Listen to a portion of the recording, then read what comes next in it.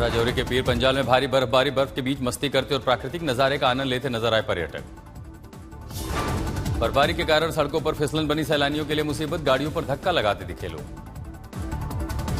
कश्मीर के डोडा में जमकर बर्फबारी, चारों ओर जन्नत जैसा नजारा, पेड़ों और वाहनों पर जमी मोटी बर्फ की चादर। डोडा के भलैसा में बर्फबारी के बाद बदला नजारा, पहाड़ों के साथ साथ मकानों की छतों पर भी बिछी बर्फ। हिमाचल प्रदेश के जोजिला दर्रे की सड़कों से हटाई जा रही बर्फ, यातायात के लिए खोला गया मार्ग।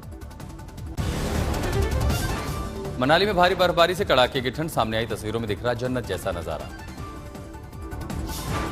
कुल्लू में भारी बर्फबारी के कारण कई पर्यटक फंसे, कई घंटों से लगा जाम, करीब 15 किलोमीटर दिखी गाड़ियों की लाइनें।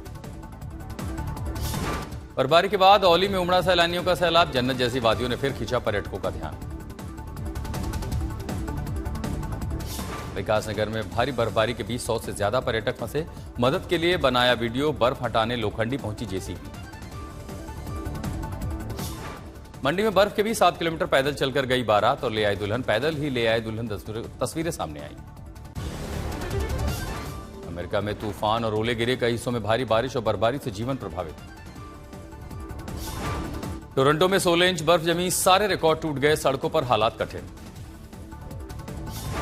कनाडा के कई हिस्सों में भारी बर्फबारी हुई, लोगों को मुश्किलों का सामना करना पड़ा।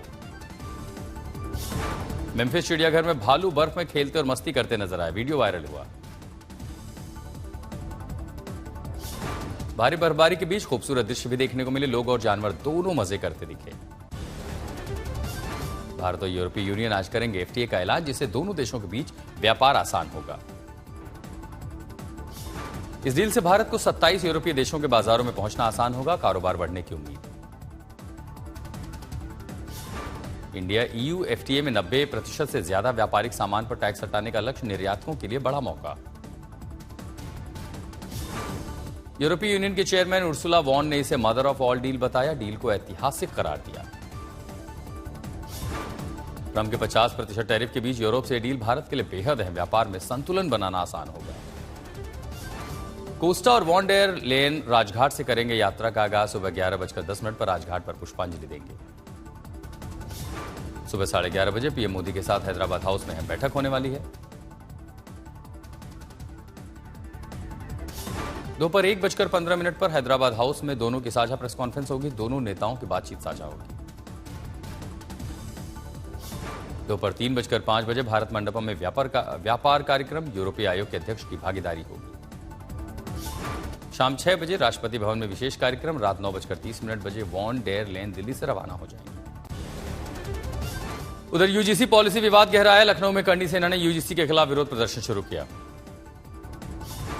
बरेली के सिटी मजिस्ट्रेट अलंका अग्निहोत्री ने इस्तीफा दिया, यूजीसी नियमों और धार्मिक घटना को लेकर नाराजगी जताई, प्रशासन ने सस्पेंड किया। अग्निहोत्री का दावा, बरेली डीएम आवास में 45 मिनट तक उन्हें बंधक रखा गया, लखनऊ से अपशब्द कॉल का आरोप। शंकराचार्य अभिमुक्तेश्वरानंद ने अग्निहोत्री को फोन कर तारीफ की, धर्म के क्षेत्र में उच्च पद का प्रस्ताव दिया। आज शाम 4:30 बजे नेशनल मीडिया सेंटर में पीयूष गोयल करेंगे भारत ईयू एफटीए की बारीकियों पर चर्चा। बजट सत्र से पहले आज सर्वदलीय बैठक, एजेंडा तय करने और कार्यवाही सुचारू रखने के लिए बैठक। 28 जनवरी यानी कल से शुरू होगा बजट सत्र, 1 फरवरी को पेश किया जाएगा बजट। सर्वदलीय बैठक और बजट तैयारियों के बीच नेताओं की अहम बैठक। आज शाम 4 बजे सोनिया गांधी के आवास पर कांग्रेस संसदीय रणनीति समूह की बैठक में पार्टी नेताओं की अहम वार्ता। बजट सत्र से पहले तैयारियों को लेकर होंगे अहम निर्णय। कांग्रेस संसदीय समूह करेगी दिशा तय, कार्यवाही और एजेंडा पर फोकस। आज विजय चौक पर बीटिंग द रिट्रीट का फुल ड्रेस रिहर्सल होगा, तैयारी और अभ्यास पूरे उत्साह के साथ चल रहे हैं। 29 जनवरी को गणतंत्र दिवस समारोह के समापन होगा बीटिंग द रिट्रीट, राष्ट्रगान और परेड का हो गया भव्य प्रदर्शन।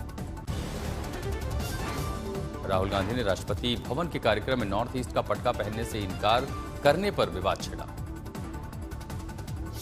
असम के मुख्यमंत्री ने इसे नॉर्थ ईस्ट के लोगों का अपमान बताया, राहुल गांधी से माफी की मांग की। कांग्रेस नेता ने जवाब में राजनाथ सिंह की बिना पटका वाली तस्वीर सोशल मीडिया पर जारी करके सवाल पूछे।